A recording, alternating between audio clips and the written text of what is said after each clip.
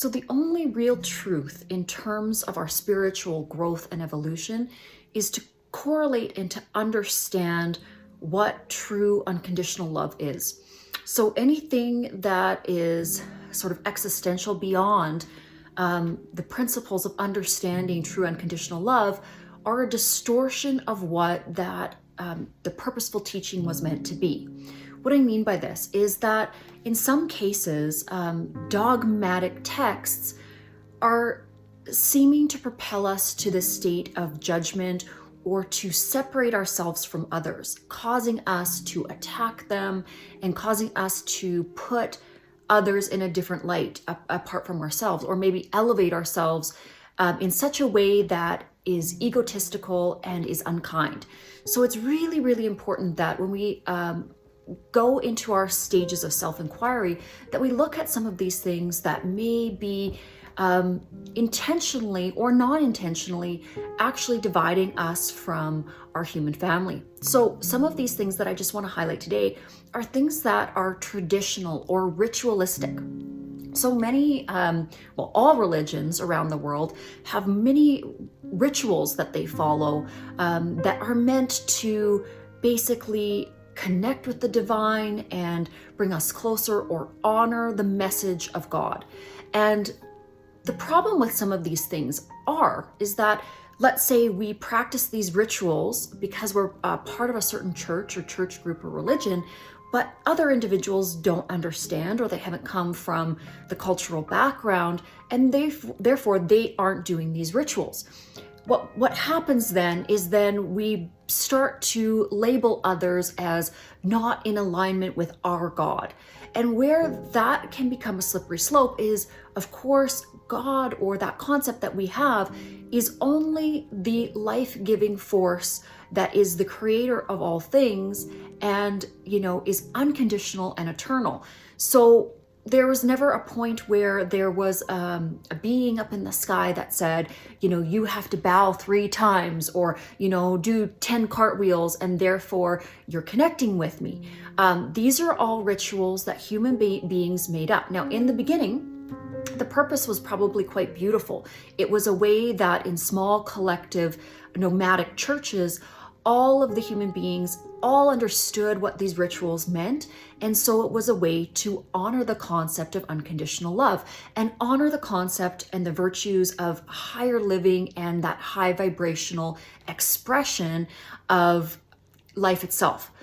But as our human family grew and grew and grew, and as we became, different tribes were intermingling and they had different rituals, some of the very innate human ego started getting projected onto these rituals, and it started to be a concept of, well, because you don't do 10 cartwheels and we raise our fists 10 times. And I'm using examples because I don't want to offend any religious group or highlight any particular ritual that any religious group follows, because again, it is very meaningful to those that are following whatever the ritual is, whatever the body gestures are.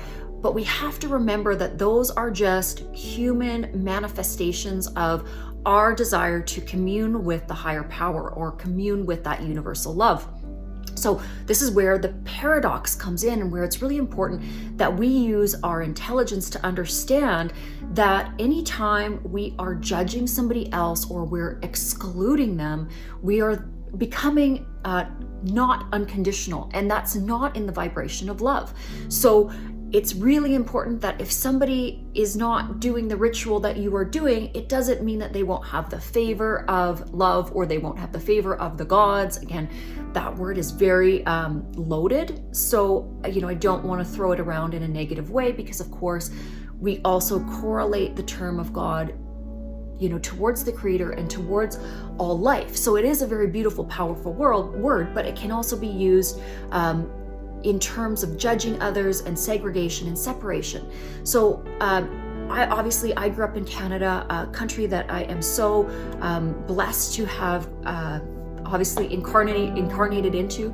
And diversity is one of our foundational principles. We integrate and we love people from every different culture. I mean, it's something that we feel like we are a kaleidoscope of all of the people on earth.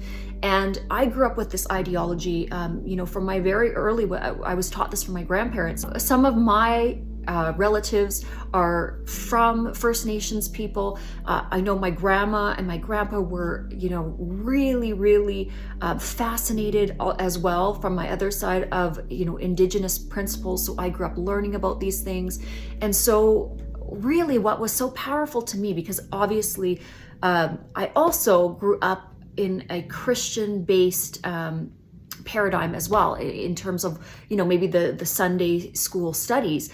But what I thought was so beautiful about the way that my family and, really integrated the message to me, and it wasn't just religious texts that I was able to study, and then some of the more indigenous principles, but also my family was extremely academic and very, very science-based. So I was able to look at all of these different principles and understand that they were really so super similar. And when I came to this understanding that really they're just different languages of how we are trying to explain the exact same thing, you start to see how foolish some of the wars are that are happening. When we talk about religious wars, when we look around the world where people are fighting, they're actually in this low vibrational energy of anger and hatred. And really it's over man-made things. It has nothing to do with true unconditional love, spirituality, and the life energy of creation. So when we look at that paradox, anytime, and a really great way to understand if we're viewing things through the correct lens, is to look at it in terms of is the thought form that I'm creating, or is the ideology that I'm following all-inclusive and unconditional and non-judgmental? So perhaps that individual that I'm meeting at school, or somebody that I'm meeting at work, doesn't follow the same rituals or practices as I do, or maybe they read a different book that is coming from the cultural area that they grew up in, but that book will still have some beautiful teachings. Where are esoteric texts, or are texts that have been, obviously because they are a publication, changed and altered throughout the course of history, where they will fall short a little bit, or where maybe some of our institutions that are teaching these principles may fall short, is when they hearken too closely to the rituals within them and correlate that to a higher level of learning. Really, we have to understand that these are just rituals. They are just cultural actions that we're doing to try to commune with or identify with a higher power. And the most universal way to identify with a higher power, your higher self, or that most beautiful expression of yourself, is always just going to be love your neighbor, love those around you, try to come to a state of understanding.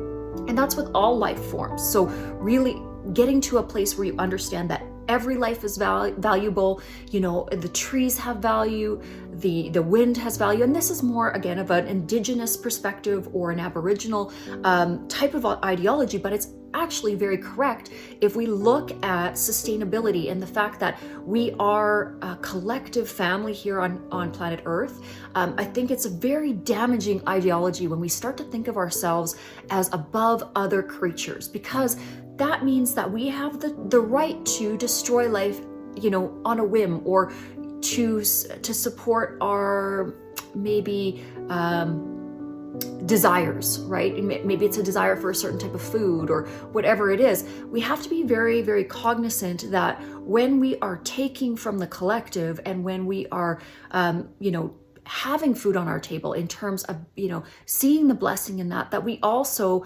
honor that life form that is giving its energy back to us so that we can continue on and create a sustainable future. It shouldn't ever be something where we are just taking with no regard, or we feel that we are above other life forms and therefore entitled to dishonor them, or to not honor them, or take their life in a way that is cruel and without empathy or feeling.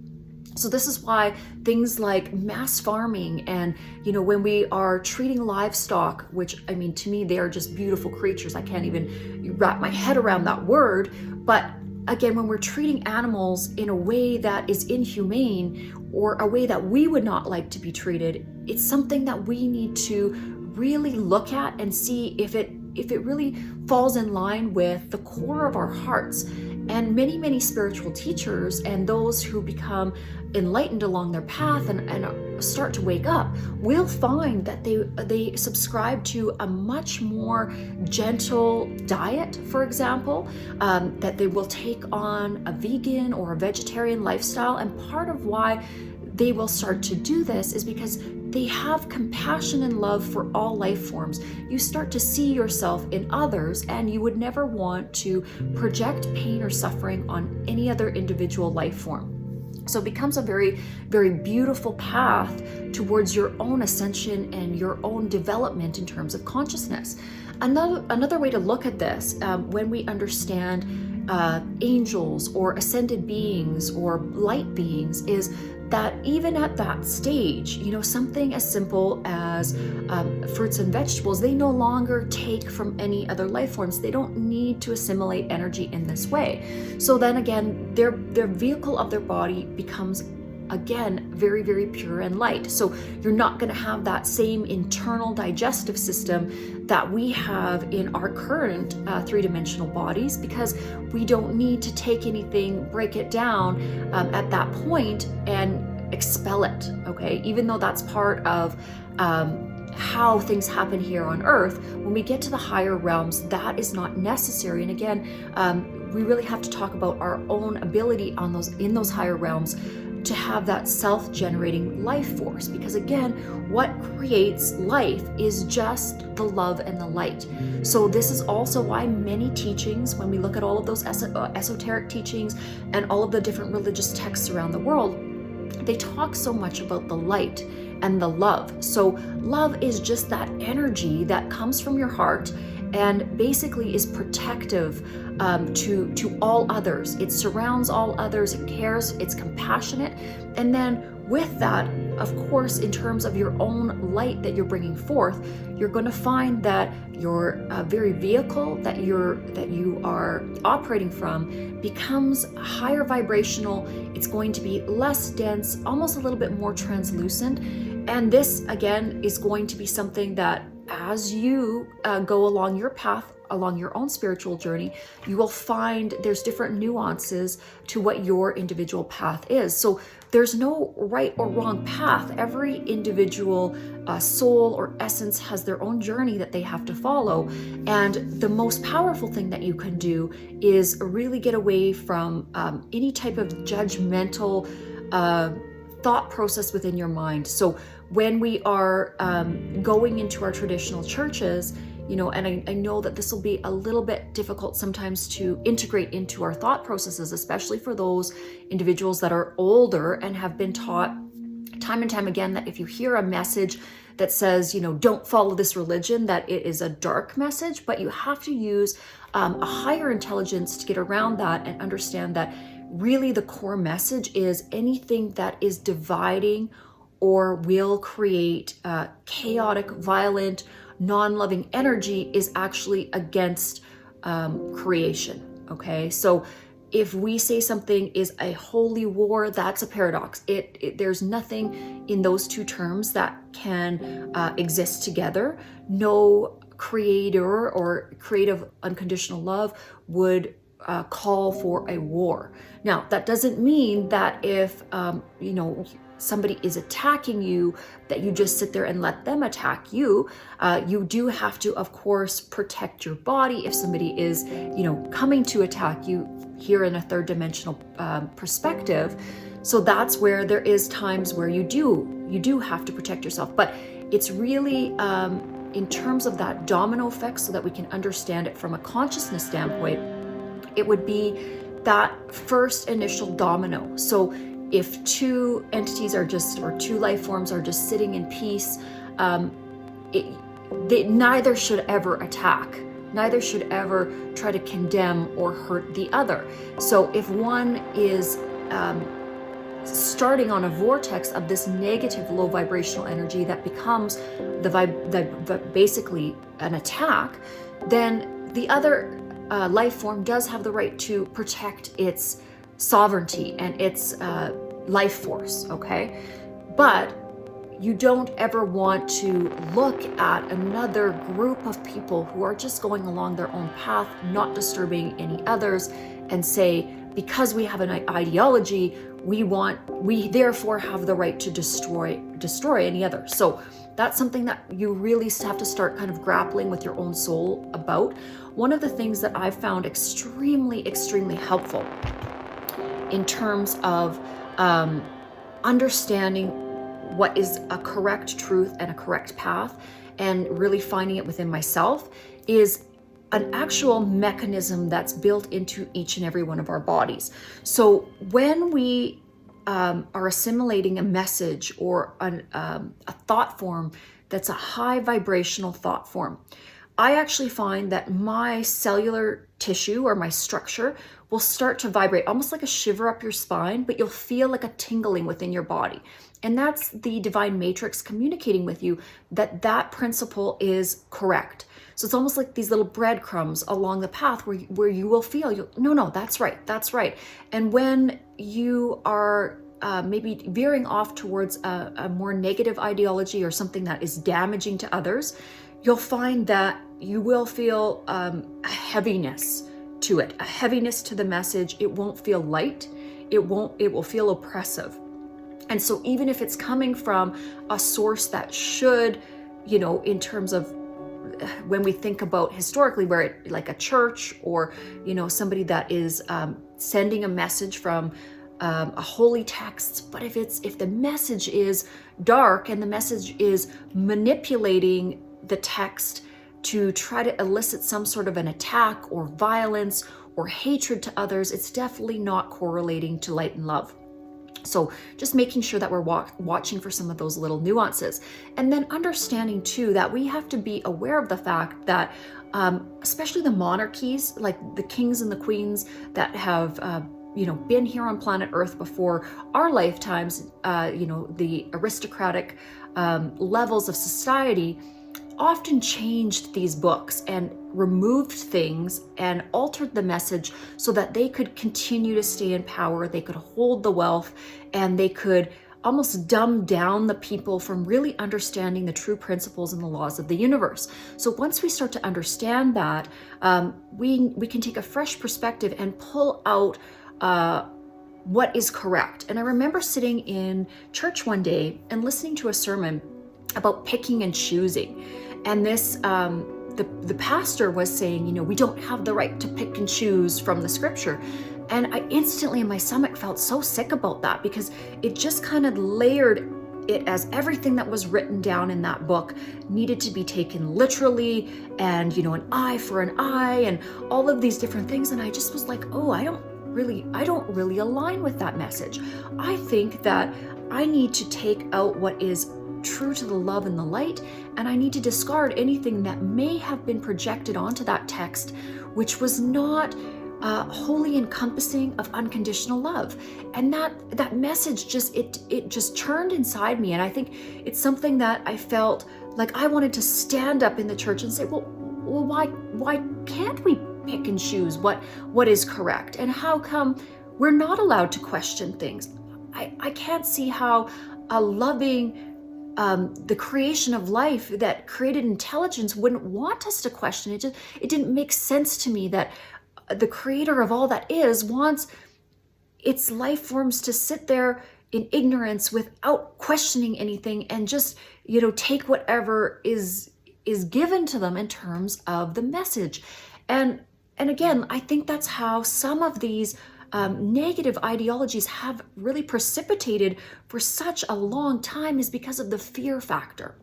So fear, again, is very insidious. It's a very low vibrational energy. But if you can inflict fear on those that are trying to seek a higher principle, and you can tell them, well, you know what, if you ask any questions or if you have any misconceptions about this, you should not ask. You should be in fear. Well, unfortunately, a lot of people have fallen prey to that, and they just think, they just meekly put their heads down and say, yeah, no, maybe it's not right to question the word or the holy whatever it is. And I don't know that, but then they don't also make the intelligent research about how so many of these books were edited by the kings and the queens of the day that just wanted to, project something onto the population, and they were pushing their own agenda. So that's where, you do want to study history. You do want to go into the academic records as well and understand how these different texts have been edited over and over and over through the ages, and how they may have been edited in a way that really wasn't in accordance with the original teachings. And we also have to understand that anything that is written is also written by the human hand. So whoever the writer is, they're going to be projecting their bias and then their desires onto that writing. Even myself, when I'm writing, there's going to be an element of myself in that actual writing. Good, bad, or ugly, that's, it's part of the actual being that is taking down the notes. I've also found this in A Course in Miracles. I've read the book multiple times. I think it is really, really intelligently written. And I think there's a lot of great aspects to it. But still, when I read it, I find corrections that need to be made. And not that it was ever done in a negative light, but it's taught from the standpoint of, just father-son. So that very masculine ideology. And the thing is, we live in duality, and I happen to be a daughter of the creator. I'm very much a woman. I'm very much feminine, and I don't actually, I can't really understand the masculine principle from a man. And I think when things are taught that only the son is, the masculine principle is that higher principle, we're losing the divine intelligence of the feminine, and it actually opens the door for abuse against the other when we think of duality. So, if a church or an ideology or a religion is continually teaching that the masculine principle, or that the deity or that entity, the God presence, is masculine, or he is, right? Because we interpret he or the father or the son as a masculine projection. If it's always taught from that perspective, then it opens the door to the ideology that women are less than, or the feminine energy is less than. And then, especially throughout historical times, men, even to this day, have been allowed to make the decision, which is protected, to destroy the life of a female. And I can't think of anything more nefarious than taking another person's life.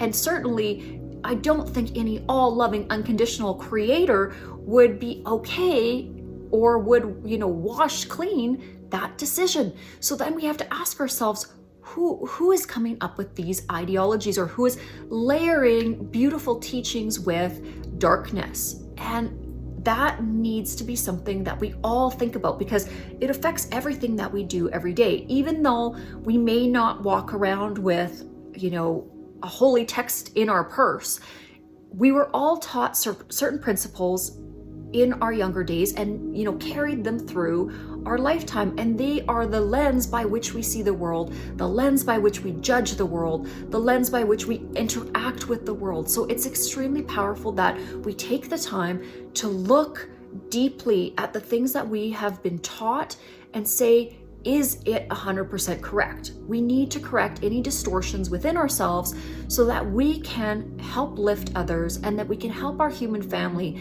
come to a place where we are experiencing the maximum amount of joy, the maximum amount of love transferred, and the maximum amount of happiness that one lifetime can allow. And we can only do this when we start to lift up others around us. And then, this will be a cut point. Again, at the beginning of this video, I was talking about the beautiful experience of growing up in Canada, and just how it has colored my view of different cultures and different races. Throughout my lifetime, I've seen so many beautiful couples come together that have had interracial children, where this dissolution of division has happened, just this beautiful recognition that love is not bound by our differences, and that our differences only enrich us and make, a better outcome, a more beautiful outcome. And I think as we start to recognize that it doesn't matter what color we are or what religion that we may have grown up with, my particular thought process on this is that when creation first happened, there were many different peoples populated throughout the earth, and they were all given the same principles, the same foundational teachings of love and spirituality and what sustainability meant.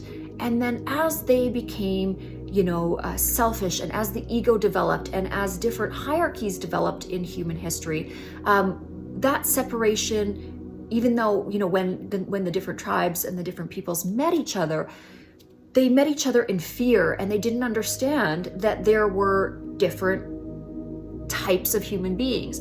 Obviously, as the world became smaller and smaller through different trade routes and from airplanes, different inventions like that with our travel, we started to realize that, okay, the earth is populated. There's multiple different types of people all over the planet. And I think the ultimate goal of our own choices and the choice point that our souls need to make is that we have to see differences to understand that differences don't dictate a hierarchy, so that anything that is different needs to be loved as well. It's just a unique expression of the divine creator. And when we start to understand this and we really embody it in terms of our own spirituality, we can see no difference in the other, and we just see their heart shining through, and we just want to protect all peoples, all life forms, and the planet itself. And that's a realization and a choice point that each and every human being needs to come to on their own terms. So when we talk about that choice point of the soul, this is part of our rite of passage. This is how we learn, this is how we grow. And the soul can't choose the correct path without choosing the correct path. That means that there are going to be choices to make. That means sometimes we have to push past what is just regurgitated to us, and we have to be intelligent enough within our own hearts that we utilize the wisdom of the heart. And what I mean by the wisdom of the heart is the wisdom that knows we are all connected. Because anything that is a destructive, chaotic energy will not bring others, into the fold. It will find those points of separation. It will use, rituals that other people don't understand or know to say that they're not one of us, they're not part of us. Maybe they do something different in terms of what the clothes they wear, right? And so I found this a lot when I was younger, where different cultures would be, brought into the classrooms, and as young children, we would see them wearing different clothes than we had. We might be the jeans and t-shirts, and they might have, a colorful outfit or whatever it is. And the cool thing about it was that you start to realize, wow, that person wearing a different outfit is my best friend. Wow, that's cool. And then, you can kind of have that aspect because, of course, we were brought up with multiculturalism, where it was like super fun to learn about somebody else's culture and to try on whatever, beautiful outfit their culture had created. And we didn't see it so much in the light of like, they're wrong or they're bad or they're less than. It was just like more playing dress up, or like, wow, that's super cool, that you were wearing this. But still to this day, if we look at a lot of the prominent ideologies around the world, this acceptance may not be as mainstream as we would like it to be. And as it's, adopted more and more and more in more of the regions and countries around the world, we'll all feel more peace. Could you imagine walking down the street and never feeling afraid of, the darkness around the corner, or that you'd be bullied, or that you'd be called out because of your religion, your race, your sexual orientation. What a beautiful world that would be. That's the kind of world we want to create. And the thing is, it's really in our hands. We can create this world, but we have to do it at the consciousness level. So we have to come to that point where we have control over our ideologies, and it's not a group of religious fuddy-duddies, essentially, that are telling us how to think. We have our own brains, we have our own hearts. And again, the dogma and some of the stories, especially, across the board in all of the texts that I have read, are often a little hard to understand. And some of the messages are extremely poignant if we can understand what they are about, because most of these texts, again, are talking or are taught so that we can actually change our own mental construct. It's not necessarily so much about the external world, but sometimes it's projected onto the external world, some of these metaphors and some of these teachings, and then they get really weird when people try to do that. So oftentimes it's a misunderstanding of what the actual message is, or they haven't integrated the whole message of the text, of the holy text, and so therefore they're picking out little parts of it and not understanding it at a deep level. And often these books are written very secretively, encoded in a way, and they're meant to be understood layer by layer and not at face value necessarily, not like, the exact words they're saying. You're supposed to enact those words in, out in reality. So I think, if it's something that you are on that spiritual journey and you're wanting to learn about things, I would say read as much as you can, and don't discount scientific discoveries, because the beautiful thing about science is that science can be repeated. It's something that is at the level of matter, so we can really understand it without too much crazy esoteric thinking. It can help to really bolster our spiritual practices so that we can use it to understand some of these ideologies that are manifesting in our three-dimensional reality, okay? And then also taking the time when you're reading whatever your cultural text is and really dive into understanding some of the other cultures around you. What are their religious texts? Because you will find that a lot of them are very, very similar. They're derived from some of the older root religions, before Christ, BC essentially. And again, I hope to take you on this journey through video teaching of my learning process, so that you might find or glean a little bit of what I've come to understand without having to read and read and read, because I've read so many books, and I still, I will read to the end of my life. I love it. But every day I learn something new. So just because I have a certain perspective and I'm teaching a certain way doesn't mean that it's not going to be adjusted a little bit, after I read the next 10 books, because we're always integrating knowledge. And that's the same for science. Scientists will tell you, they'll come to one hypothesis and they'll think it's this way, and then all of a sudden they get new pieces of information, and then they have another breakthrough. So if we can see our own spiritual evolution in this way, that, we are gathering all of the information we can, and then we're going to have a breakthrough, and that's going to take us to a certain level, and then we're going to integrate many, many more lessons, and then we're going to have another breakthrough. And some of the texts call this a revelation, okay? But it's just a different label to explain something, that has a similar term. And as we can find the similarities across, all of the different ideologies, this is how we come together as a human family, and how we find our common ground, and we get away from the negative paradoxical teachings that sometimes religions can kind of cause one to go into a tailspin. So hopefully you've enjoyed this, a little bit of my weekend inspiration, and put the comments below if you have a question.